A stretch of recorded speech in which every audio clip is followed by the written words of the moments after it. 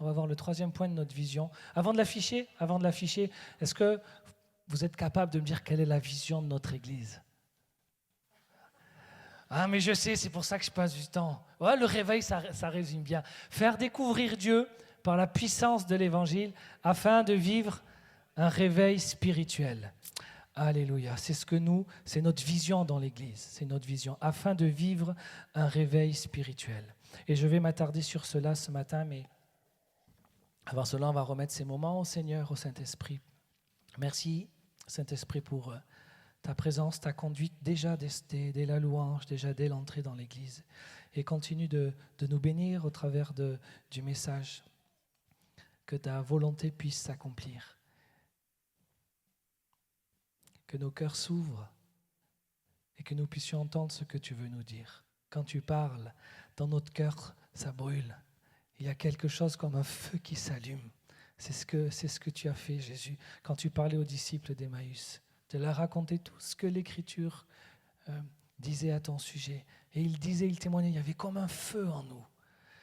Que ça puisse être ce que nous vivons ce matin. Merci, parle au travers de ta parole. Et aide-moi à transmettre ce message, Seigneur. Amen. Amen. Afin de vivre un réveil spirituel. C'est quelque chose qui a toujours été dans mon cœur, de voir un réveil. Et le terme réveil, peut-être qu'on peut commencer par définir ce que l'on entend par réveil. C'est un mouvement de foi, un mouvement spirituel, caractérisé par un renouveau dans la foi. Lorsqu'il y a un réveil, on voit qu'il y a une augmentation de l'évangélisation, on voit qu'il y a des conversions massives, un renforcement de la vie de la prière, de la louange, de l'adoration, une prise de conscience des péchés, de nos péchés personnels et collectifs.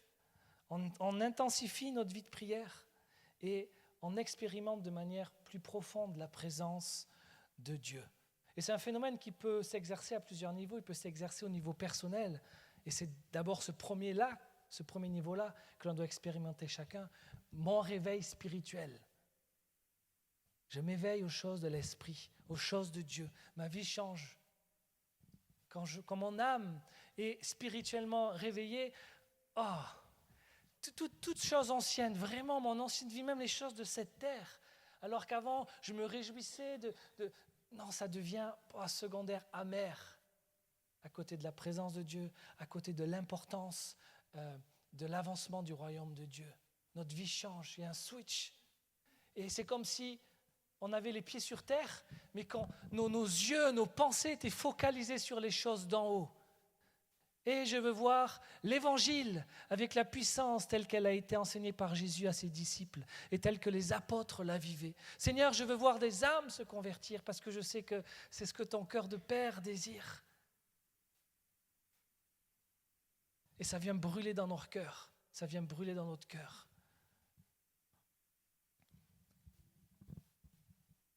Et j'essaie de faire une rétrospective des différents messages. Je ne suis pas, moi, le grand spécialiste pour faire des préparations de messages des mois à l'avant, dire je vais préparer sur ça, préparer. Mais quand je regarde un petit peu en arrière, les différents messages que le Seigneur inspire dans l'Église au travers des uns et des autres, dans le fond, il y a vraiment cette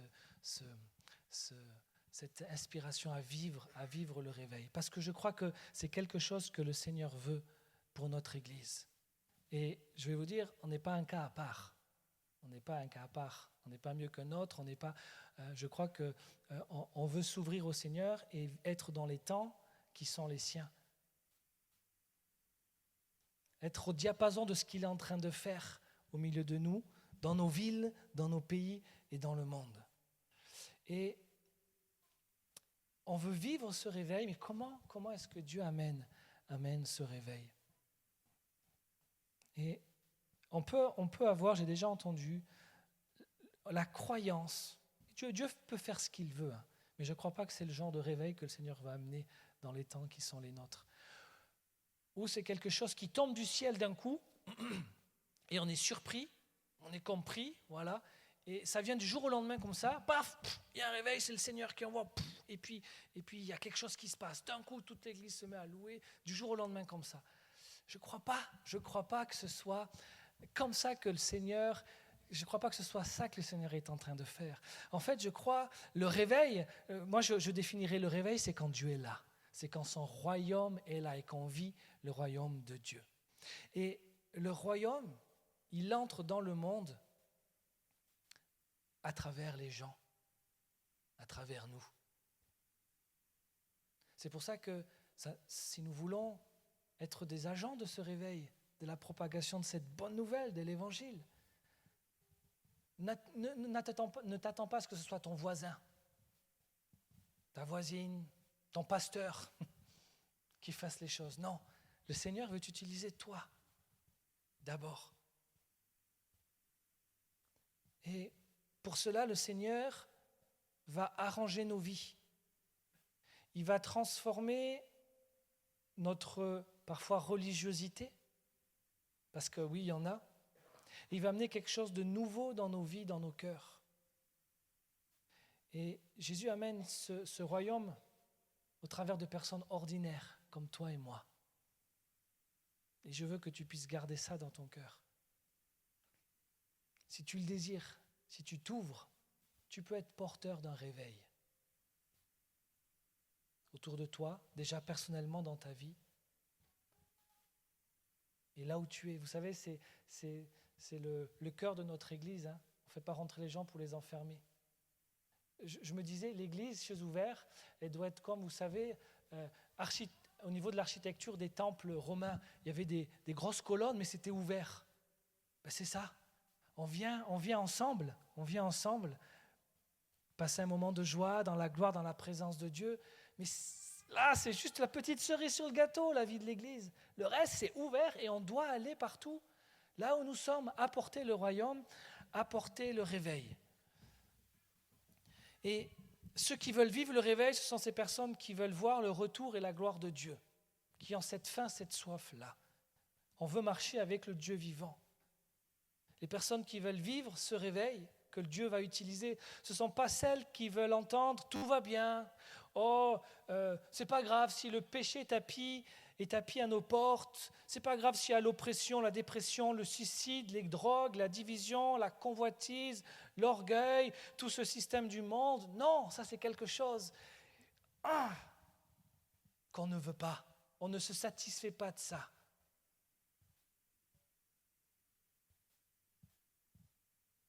Et Dieu appelle, Dieu cherche, il scrute constamment des personnes qui sont prêtes à se lever et dire « Moi, Seigneur, je veux en faire partie ». Et c'est dans la vision d'Église, parce qu'en tant que corps, ici on veut dire « Seigneur, moi, nous, on veut en faire partie ». Dieu appelle, mais comment est-ce qu'on réagit ? Et dans sa parole, on voit qu'il y a une réaction courante lorsque le royaume de Dieu arrive, avec le réveil qui l'accompagne.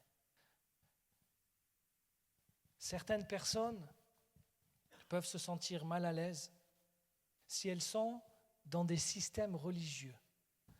Ceux qui ont fait le plus de mal à Jésus, ce sont d'abord les gens à l'intérieur de l'Église, ceux qui avaient des responsabilités religieuses,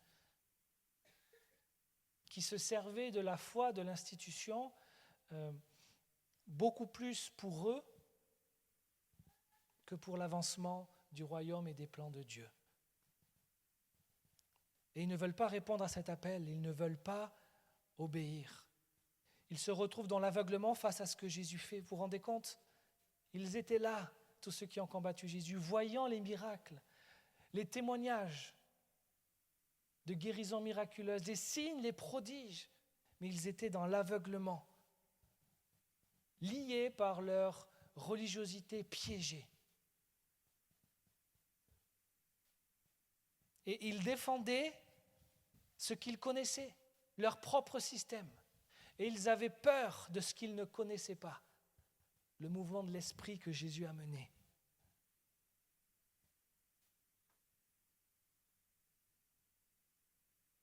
Et ces gens-là n'ont pas reconnu l'appel de Jésus à rentrer dans cette mission, dans ce réveil.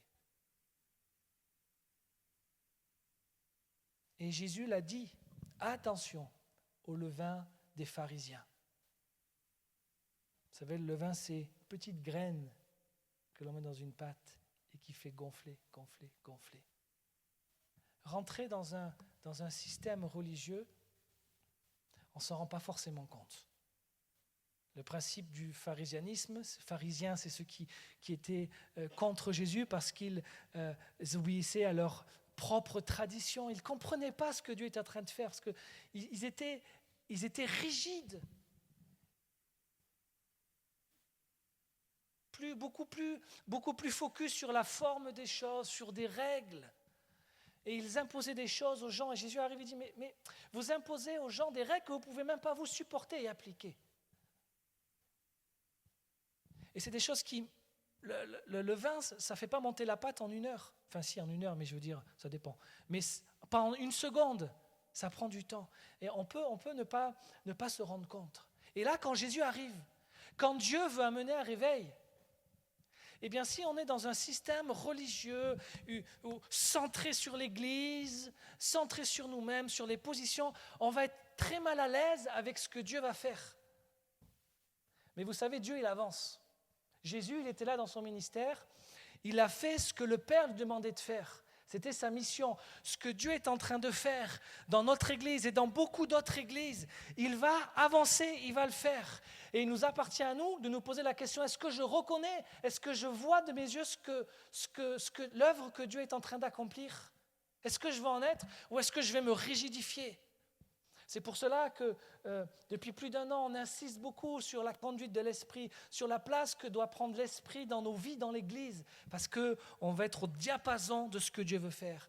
Parce qu'on peut croire par conviction que nous sommes en train de protéger l'Église et de faire l'œuvre de Dieu, alors que nous sommes en train de combattre ce que Dieu est en train de faire. Les pharisiens, ils complotaient contre Jésus. Vous vous rendez compte? Saul de Tarse, qui va devenir l'apôtre Paul, pensait qu'il faisait l'œuvre de Dieu. Vous vous rendez compte? Il a fallu que Jésus lui apparaisse et qu'il lui dise, Saul de Tarse, tu es en train de me persécuter.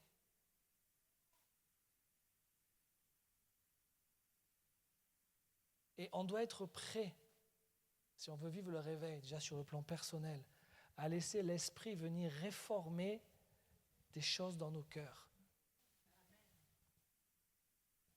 Et ça, c'est pas facile. Et ça, c'est pas forcément agréable.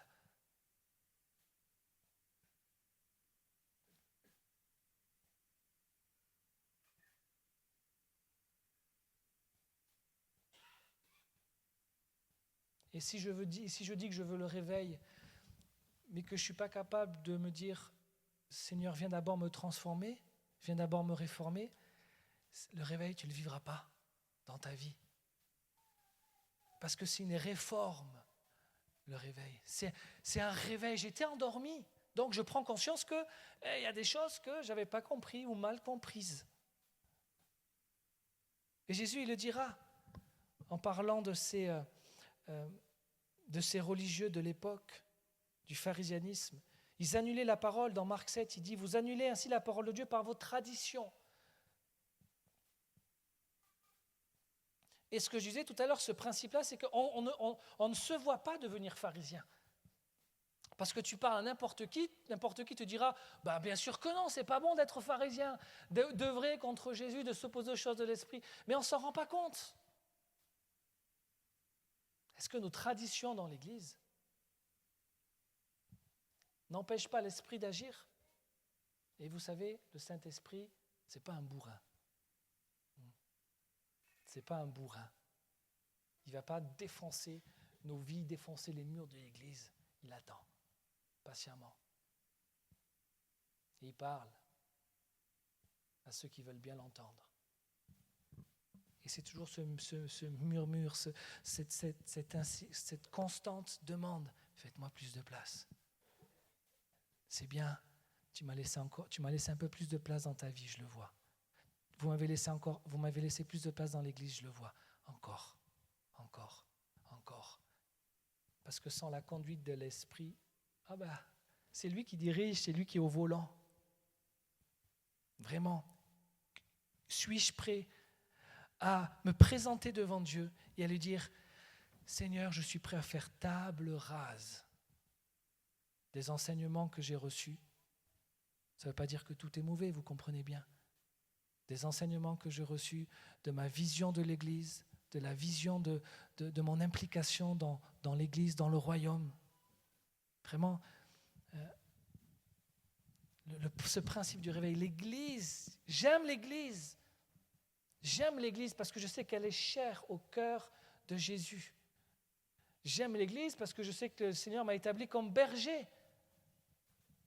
Mais l'Église ne doit pas devenir le centre de nos vies. On vient en communauté, on laisse le Saint-Esprit venir nous bénir. On loue notre Dieu parce qu'ailleurs dans le monde, il n'est pas loué, adoré. Et puis on est envoyé. Chaque semaine, on vient. Et si tu n'as pas une bonne semaine, tu viens, tu demandes pardon au Seigneur. Il est là, il te remplit, il te pardonne, il te donne la joie et la force d'aller continuer la semaine à apporter ce réveil et être le témoin là où tu es. Et dans cette vision de l'Église, tout ne repose pas sur le pasteur. Tout ne repose pas sur les anciens, tout ne repose pas sur l'équipe pastorale, tout ne repose pas sur le conseil d'administration de l'Église. Ça, c'est la structure. Dans cette vision d'Église, on reconnaît chacun à sa place. On reconnaît que le Seigneur donne des dons pour l'édification de l'Église, mais chacun est impliqué. Et la passivité ne permet pas au réveil d'exister et de se répandre. Parce que, et dès qu'il y a un mouvement de l'esprit qui va amener cela, il y a de l'opposition. Il y a toujours de l'opposition au mouvement de gloire du Seigneur. Quand le Saint-Esprit conduit son peuple à venir plus dans sa présence, il y a de l'opposition.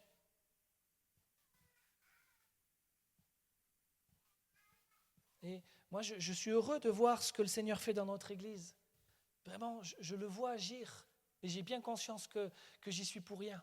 J'ai bien conscience d'être simplement un outil, un instrument.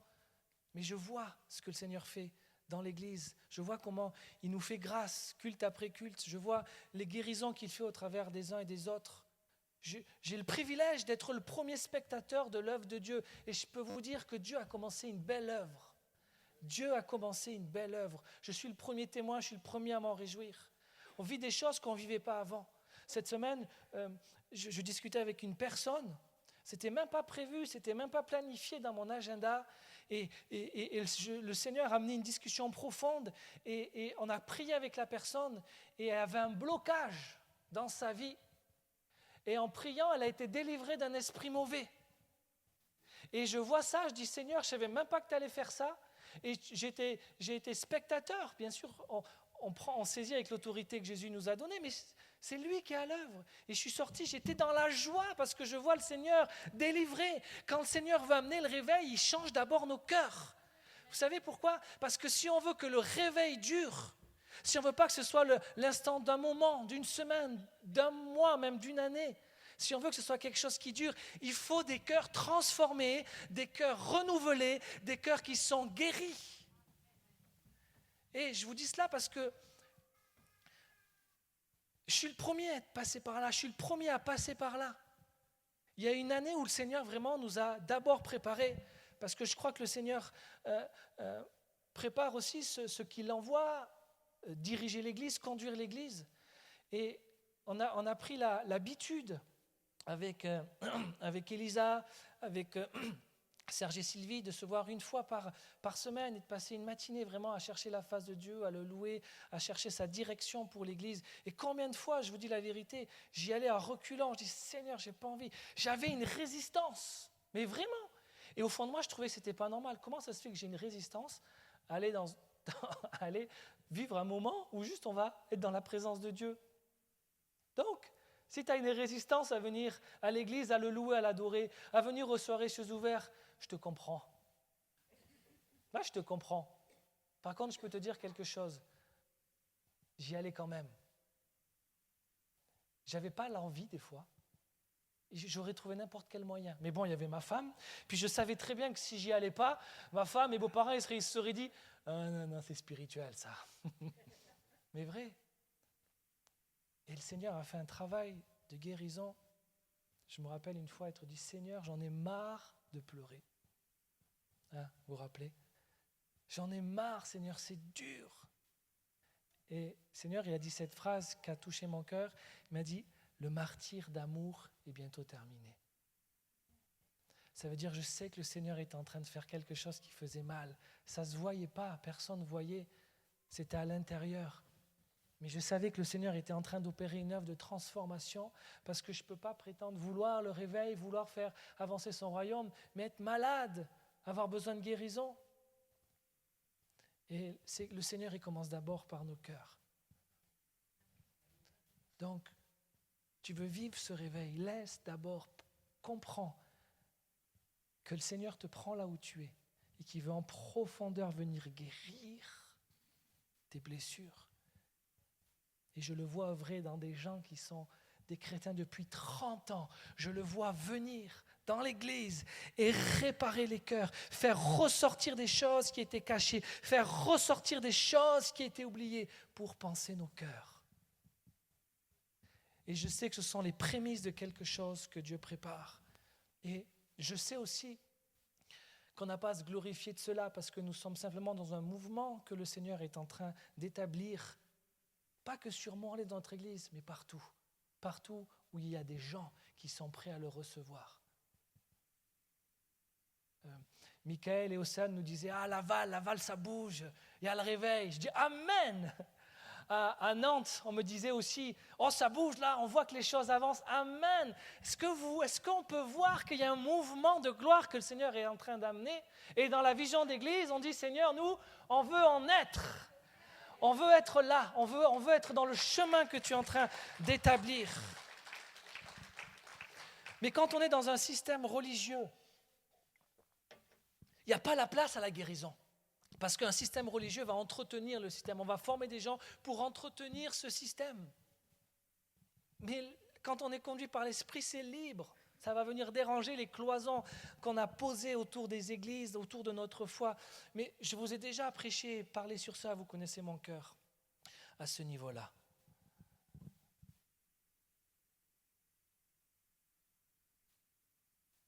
Et c'est ce que Jésus faisait.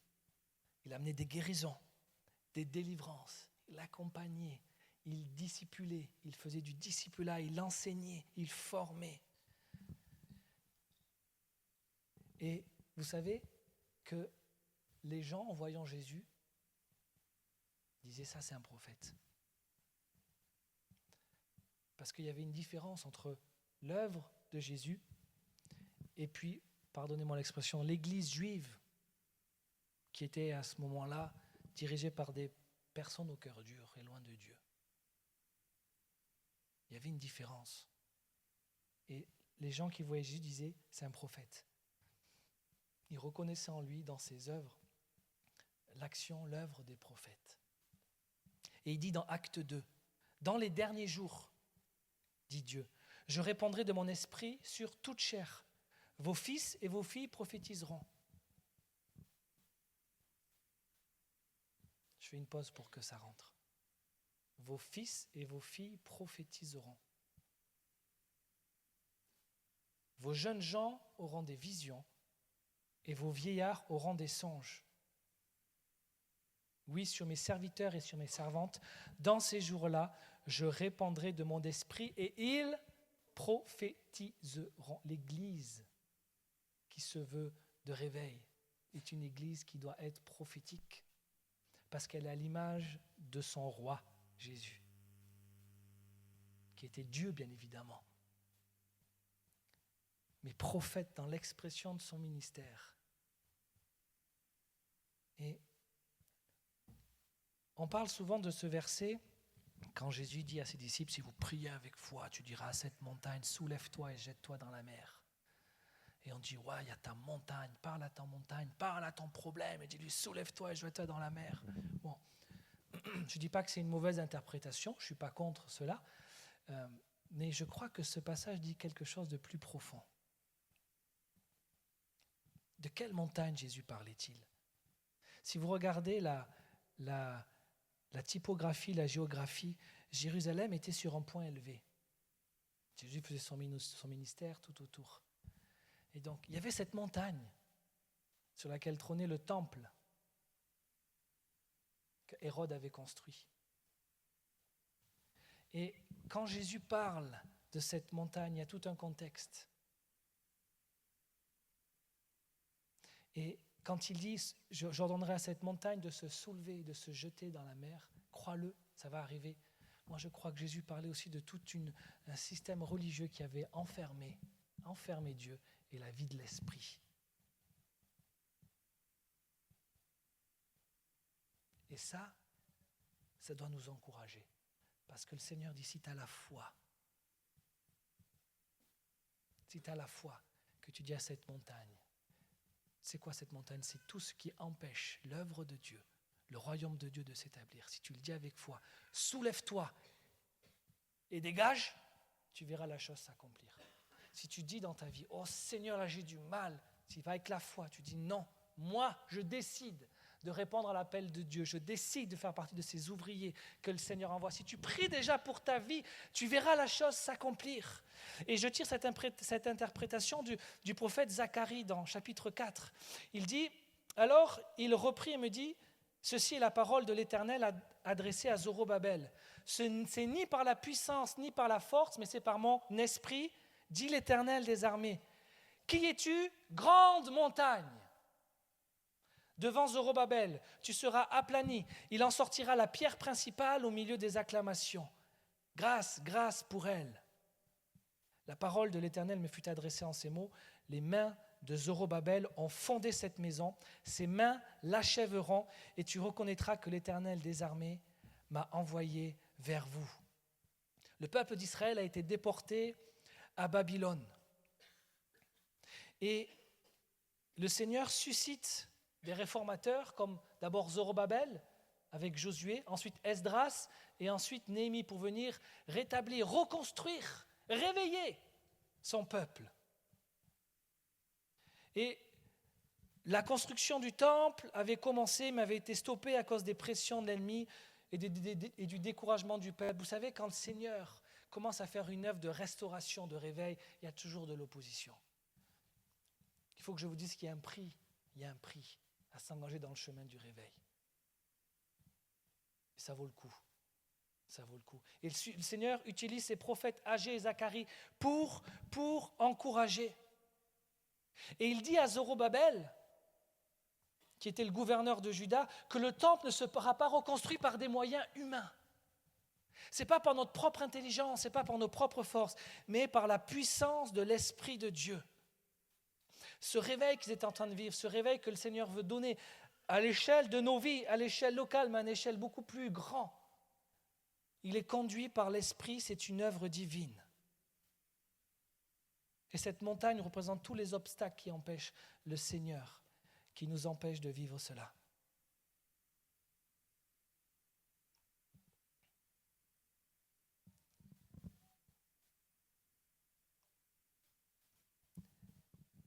Et je veux certainement, des personnes ne vont pas être étonnées de ce que je vais partager, peut-être pour d'autres, ça va être nouveau. Mais le Seigneur est en train de préparer un grand réveil au niveau mondial. Un réveil comme le monde ne l'a jamais connu encore.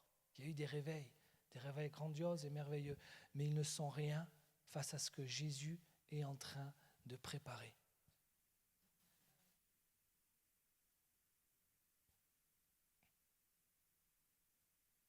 Il faut être prêt, il faut s'attendre à voir le Seigneur répandre l'évangile avec la puissance qui l'accompagne, comme elle l'accompagnait Jésus, comme elle accompagnait ses apôtres et l'établissement de l'Église dans les actes.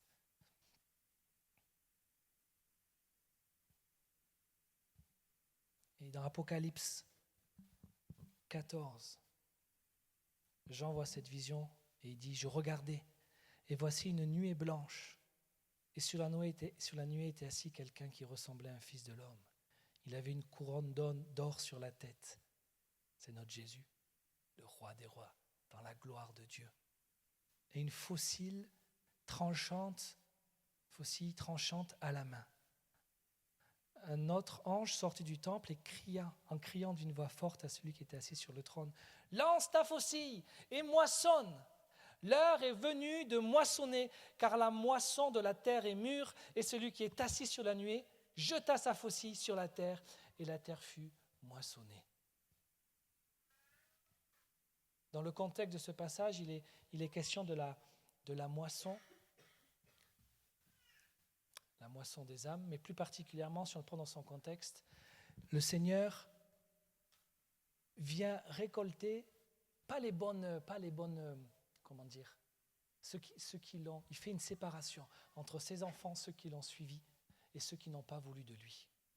Et il y a vraiment cet enseignement dans la parole de Dieu, dans l'enseignement de Jésus, dans l'enseignement de l'Apocalypse, qu'à la fin des temps, au dernier moment, il va y avoir une grande moisson. Soyez attentifs, mes amis, aux choses, à la façon dont le monde évolue, à l'apostasie qui est de plus en plus grandissante, au contrôle qui se veut de plus en plus grandissant sur les peuples, sur les populations, à tout ce qui est de la volonté d'organiser des choses au niveau mondial, des gouvernements mondiaux. Tout ça, c'est écrit dans l'Apocalypse. Ces choses doivent arriver. Et à mesure que ces choses progressent, l'iniquité et le mal va progresser de plus en plus. Ce qui va t'obliger à te positionner pour Christ. S'il y avait un temps où tu pouvais être un peu moyen, comme ça ne se voyait pas, ce temps-là cessera à un moment donné. Il y aura une telle différence entre la volonté de Dieu, entre le cœur de Dieu, les valeurs de Dieu, et ce que le monde va proposer, ce que le monde va imposer, qu'il y aura un choix à faire. Il n'y aura plus d'à peu près. Et Jésus priait, il disait, mais je prie qu'il ne soit pas séduit, qu'il ne s'éloigne pas de moi, s'il est possible. Ça veut dire que devant chacun de nous, il y a la possibilité de se détourner de Dieu. Mais cela ne t'arrivera pas au nom de Jésus. Cela ne t'arrivera pas au nom de Jésus, parce que tu décides d'être dans le chemin que Dieu veut pour toi, dans la saison, dans les plans de Dieu. Jésus donne cette parabole en parlant du royaume, dans Matthieu 13, verset 24. Le royaume des cieux est semblable à un homme qui a semé de la bonne semence dans son champ. Mais pendant que les gens dormaient, son ennemi vint, sema de l'ivraie au milieu du blé et s'en alla. Lorsque le blé eut poussé en herbe et donné du fruit, l'ivraie parut aussi. Les serviteurs du maître de la moisson vinrent et lui dirent « Seigneur, n'as-tu pas semé de la bonne semence dans ton champ ? D'où vient donc qu'il y ait de l'ivraie ?» Il répondit « C'est un ennemi qui a fait cela. » Et les serviteurs lui dirent « Veux-tu que nous allions l'arracher ? » « Non, dit-il, de peur qu'en arrachant l'ivraie, vous ne déracinez en même temps le blé. Laissez croître ensemble l'un et l'autre jusqu'à la moisson. À l'époque de la moisson, je dirais aux moissonneurs, arrachez d'abord l'ivraie, liez-la en gerbe pour la brûler, mais amassez le blé dans mon grenier.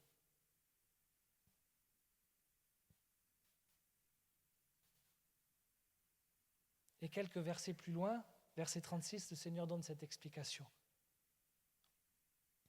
Explique-nous la parabole de l'ivraie du champ. Il répondit, celui qui sème la bonne semence, c'est le Fils de l'homme. Le champ, c'est le monde. La bonne semence, ce sont les fils du royaume. L'ivraie, ce sont les fils du malin. L'ennemi qui l'a semé, c'est le diable. La moisson, c'est la fin du monde. Les moissonneurs, ce sont les anges. Or, comme on arrache l'ivraie pour la jeter au feu, il en sera de même à la fin du monde. Le Fils de l'homme enverra ses anges qui arracheront de son royaume tous les scandales et ceux qui commettent l'iniquité, et ils les jetteront dans la fournaise de feu, où il y aura des pleurs et des grincements de dents. Alors les justes resplendiront comme le soleil dans le royaume de leur Père. Que celui qui a des oreilles pour entendre, entende.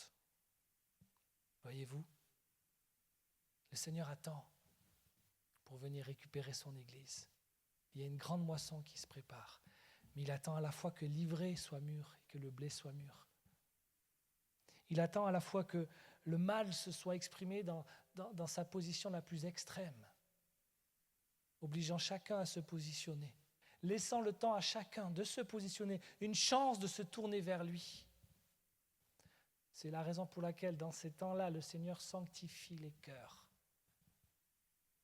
C'est la raison que c'est dans ces temps-là, le Seigneur prépare son Église à son retour. Vous savez, nous sommes dans l'attente du retour de Jésus.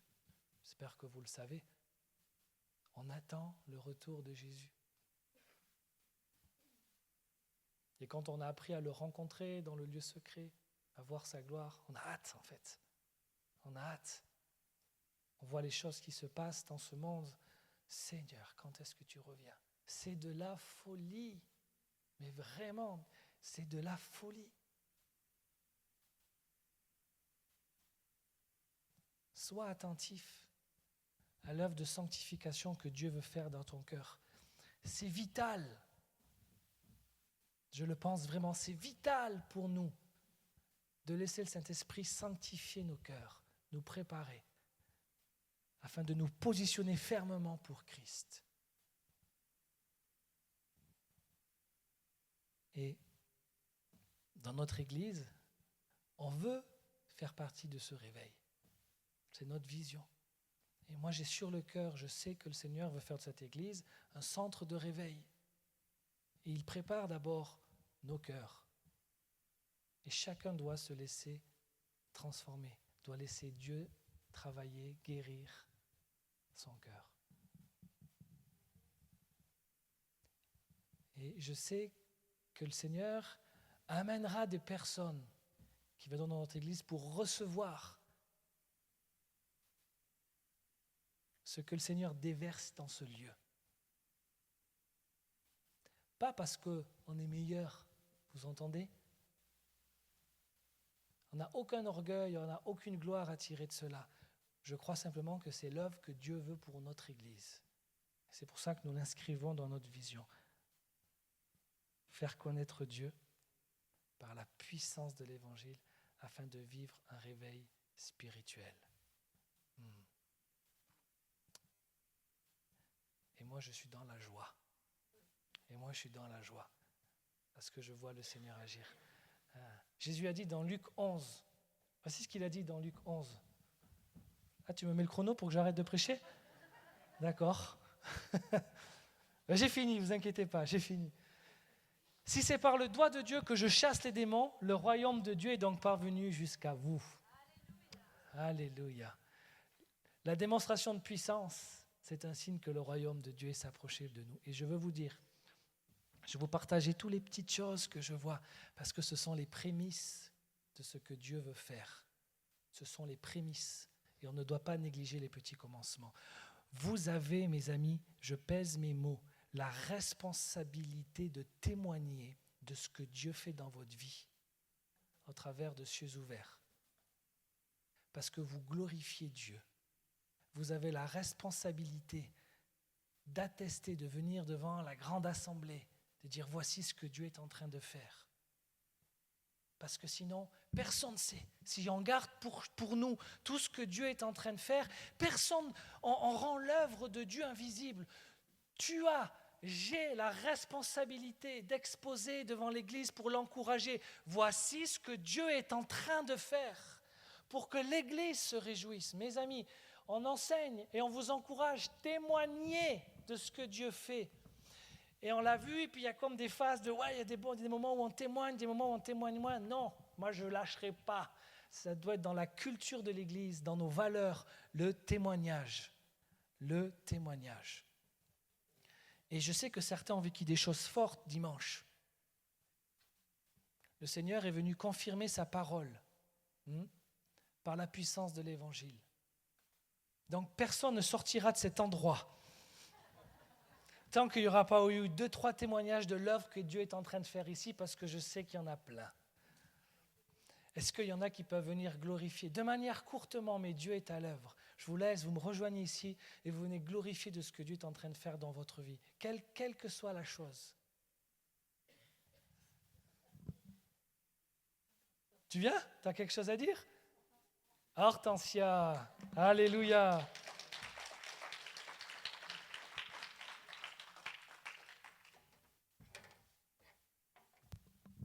Bonjour à tous.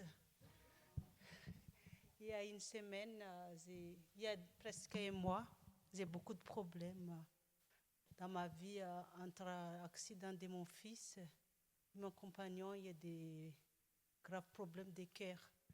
Il était fini dans les soins intensifs. Ils ont sorti, mais l'hôpital de la Cavale, ils ont dit, on voulait sortir, mais votre cœur n'est pas encore stable. Ça arrive jusqu'à 150 battements de cœur. Et du coup, ils ont laissé sortir, mais ils ont donné la date pour retourner faire opération de ces valves. Donc, on a préparé et à ce moment-là, je renforce mon cœur de venir ici quand même pour demander les forces et les gloires de Dieu, de me donner plus les forces parce que c'est entre deux personnes que j'aime plus au monde, mon fils et mon compagnon. Je ne sais pas comment j'ai réussi à avoir mes forces, mais j'aide toujours mes forces avec sourire de demander aide-moi parce que là, je ne peux pas. Et du coup, vendredi dernier, mais j'étais là dimanche il y a 15 jours et j'ai essayé de parler, avancer, déjà demander la prière et parler avec Elisa et Isabelle. Ils ont dit, vous gardez toujours les sourires. J'ai dit, j'essaie parce qu'à ce moment-là, j'ai beaucoup de problèmes. Vendredi dernier, mon compagnon s'est censé opérer sa valve parce que c'était bouché. Donc, tout autour de son cœur, il y a déjà les chants. Donc, j'ai parlé et il a préparé tôt le matin. Ils ont fait tous les programmes. Lundi avant, il était parti à voir les anesthésistes.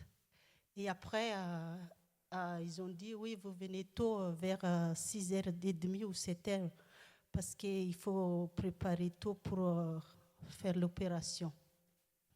Donc, il a préparé. Les ambulances sont arrivées les chercher le matin. Il est arrivé à l'hôpital. Donc, moi, je ne cesse pas de prier. Je dis, aide-lui parce que je ne peux pas l'accompagner jusqu'à l'hôpital. Et arrivé là-bas, ils ont préparé tout. Les infirmières nettoyé, descendu jusqu'au bloc.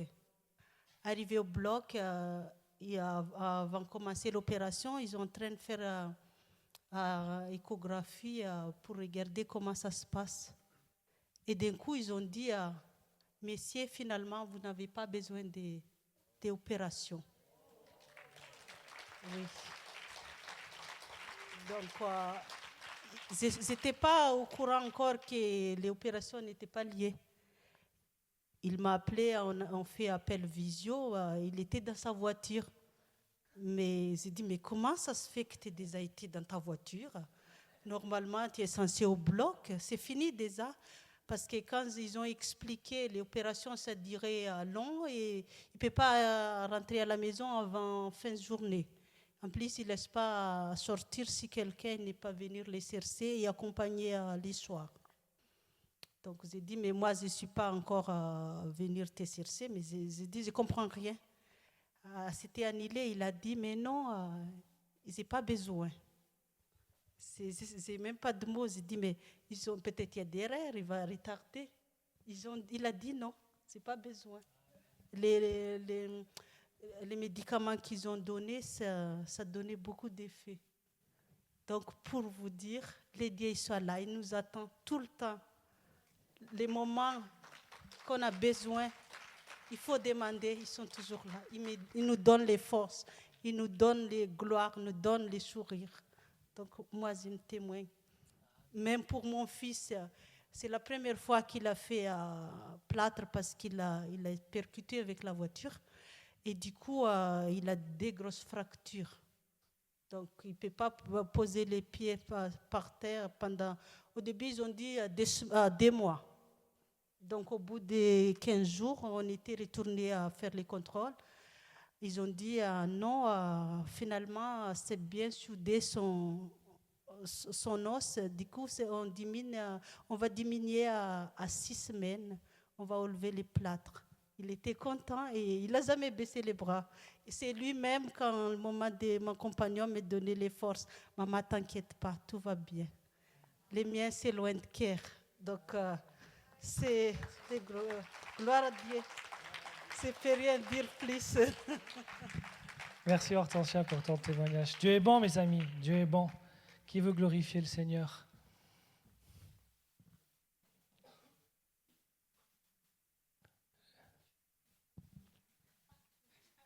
Ah ben venez, venez, venez. Bonjour. Moi, j'ai vraiment tellement de milliards de raisons de remercier le Seigneur que je ne sais même pas par où commencer. Mais une chose que je peux dire, c'est que ça fait plus d'1 an que j'ai quelques épreuves qui sont vraiment dues à des erreurs de moi. Mais le Seigneur, dans toutes ces épreuves, vraiment, moi je peux vous dire, dans ma vie, il a entamé une transformation vraiment tellement extraordinaire. Il y a tellement de choses qu'il fait. Je sais, il faut que je prenne le temps d'écrire parce qu'il y a tellement de milliards et de milliards de choses qu'il a. Une. Il m'a appris ce que c'était l'amour. L'amour, mes enfants m'ont été retirés parce que j'ai fait des erreurs. Mais il m'a appris, à travers cette épreuve, il m'a appris ce que c'était vraiment aimer. Il m'a appris ce que c'était la compassion. Il m'a appris ce que c'était.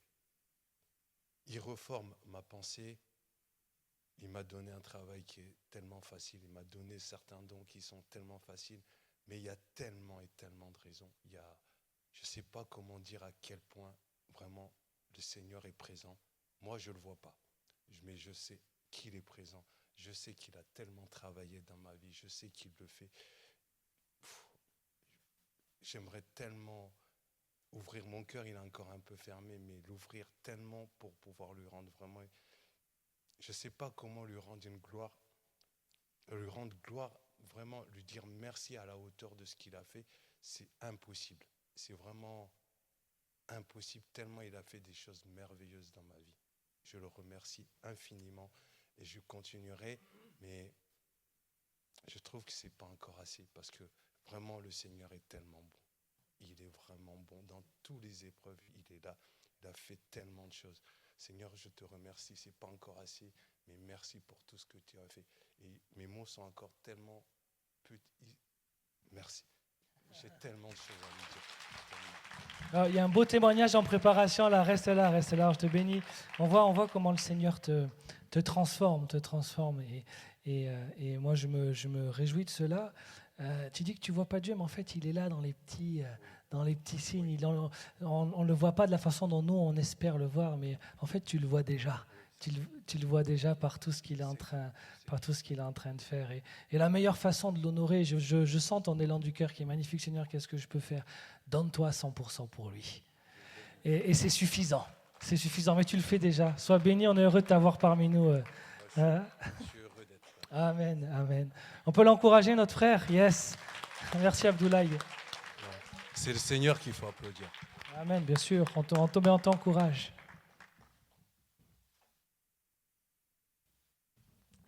Bonjour tout le monde, c'est un petit témoignage pour dire aussi combien le Seigneur peut être fidèle dans l'aspect matériel de nos vies. Au mois de janvier, j'ai eu de grosses dépenses auxquelles je ne m'attendais pas et je me disais comment je vais boucler mon budget et surtout comment je vais donner ma dîme à l'église, l'argent que je donne chaque mois et je me disais mince, c'est là-dessus que je vais rogner et ça me rendait vraiment malade. Et puis les impôts, je ne sais pas si ça vous est arrivé de bénir les impôts, mais là je bénis les impôts. Les impôts m'ont remboursé à 2 € près la somme que je donne à l'église chaque mois. Et je me suis dit merci Seigneur, moi je vais donner 2 €, puis toi tu donnes le reste, donc c'est extraordinaire. Merci Seigneur, dans les petites choses il est fidèle. Amen. Merci Seigneur. Je voulais remercier le Seigneur parce que je viens de devenir tonton. Ma sœur, elle a accouché là, très récemment. Et je glorifie Dieu parce qu'elle n'a pas eu honte de l'appeler Théo, qui veut quand même dire Dieu. Donc voilà, je suis très très heureux. Amen. Reste là, Victor. Je voudrais t'honorer. Déjà, je vois les progrès que tu fais avec le Seigneur et moi, ça m'encourage beaucoup et je sais que beaucoup le voient aussi. Victor, il est assidu. Et je vais vous dire, il est un exemple pour nous tous parce qu'il prend des notes des messages et des prédications. Et c'est ce qui fait sa progression. Et moi, je vous encourage à suivre son exemple. Alors lui, il prend tout en notes, il est très studieux. Mais vous pouvez, venez à l'église avec de quoi noter parce que ça veut dire que vous attendez à ce que Dieu vous parle. Et on est tous pareils. sur le coup, ouais, c'est bon. Et puis, une semaine après, 2 semaines après et un mois après, c'est bon, on a oublié. Donc, suivez son exemple. Venez toujours avec de quoi noter pour être prêt à recevoir et à méditer sur ce que le Seigneur nous donne et vous donne. Et on peut le remercier aussi parce qu'il sert avec beaucoup d'assiduité et de régularité l'Église. C'est lui qui met en ligne les prédications et si elles sont toujours à l'heure, c'est parce qu'il les met tout son cœur et il est réactif. Alors, moi, je te remercie au nom de l'Église pour tout ça. Sois béni, sois béni. Alléluia. Allez, viens Jeannette et après Fabienne.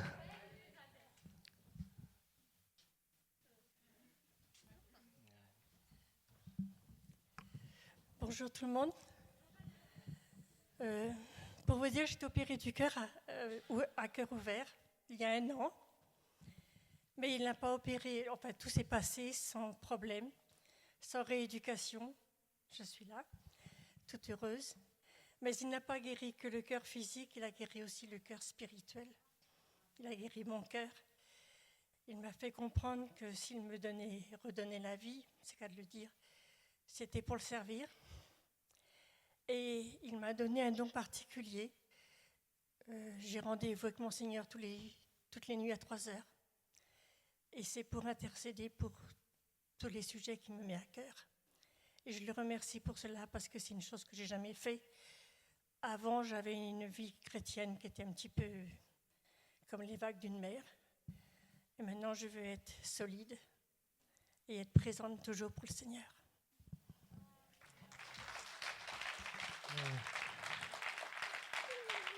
Vous savez, quand le Seigneur amène le réveil, il lève des gens qui vont prier et intercéder. Et ne vous fiez pas qu'aux apparences, ce n'est pas que ceux qui tiennent sur l'estrade qui... Non, c'est le corps ensemble. Et il y a des soldats vaillants qui prient et qui font avancer l'œuvre de Dieu.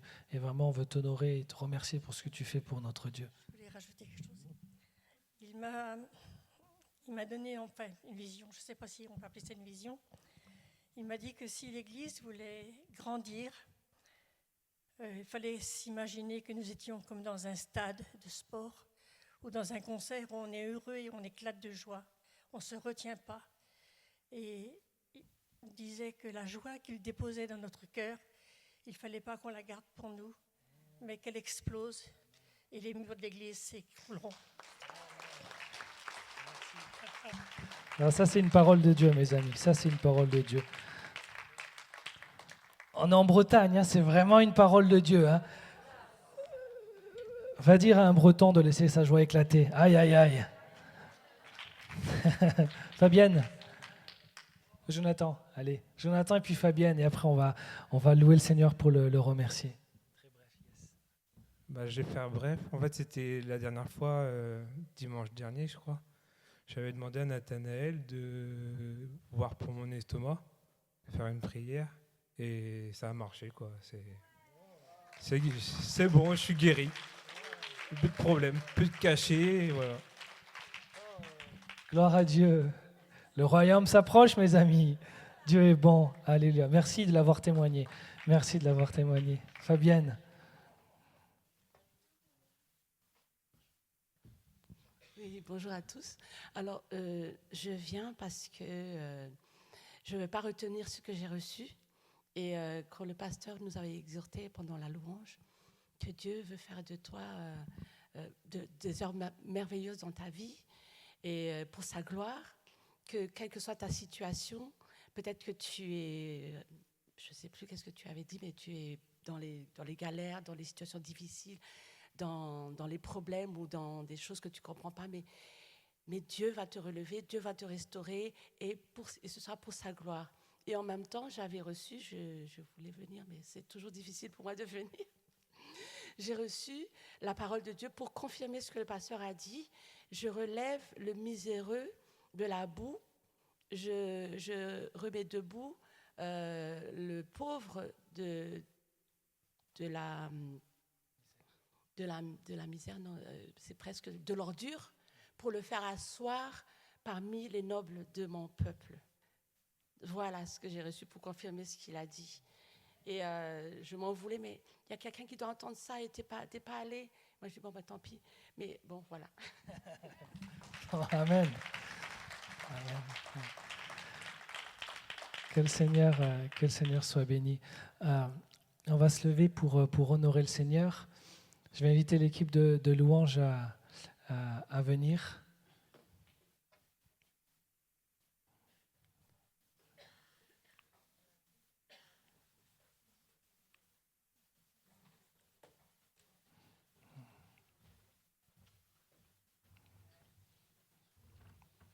Et j'aimerais juste qu'on puisse rapidement disposer nos cœurs face à ce que Dieu veut faire. Tu peux lui dire ce matin, je veux en être.